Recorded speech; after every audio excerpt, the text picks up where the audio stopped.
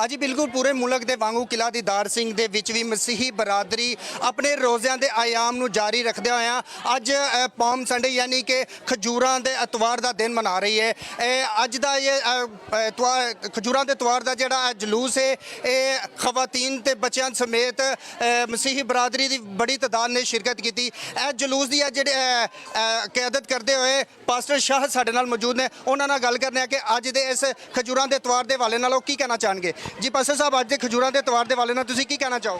खुदा यसू मसीह के नाम के सारिਆਂ ਨੂੰ सलाम। ਜਿਹੜੇ टीवी चैनल PNN ਵੇਖਦੇ ਨੇ ਉਹਨਾਂ ਨੂੰ ਵੀ ਬਹੁਤ ਬਹੁਤ ਸਲਾਮ, ਉਹਨਾਂ ਨੂੰ ਵੀ ਬਹੁਤ ਬਹੁਤ ਮੁਬਾਰਕ ਹੋਵੇ, ਕਿਉਂਕਿ ਖਜੂਰਾਂ ਦਾ ਤਿਉਹਾਰ ਇਹ ਸਿਰਫ मसीहियां वास्ते नहीं बल्कि पूरी दुनिया वास्ते यह पैगाम है कि यसू मसीह अमन का शहजादा, अमन का बादशाह है। दुनिया दी बादशाहां मिट जांदियां लेकिन यसू मसीह की बादशाहत अजल तो अबद तक कायम है। यही खुशखबरी दी विच असीं जलूस भी कढ़ रहे हैं तो कौमां दे विच पूरी दुनिया नूं असीं दस रहे कि यसू मसीह हलीम है तो वह फरोतर है, सलामती का शहजादा है। दहशतगर्दी जदों भी होएगी यसू मसीह उस दहशतगर्दी नूं खत्म करने वास्ते अमन का पैगाम दुनिया दे विच कौमां दे विच पहुंचाणगे।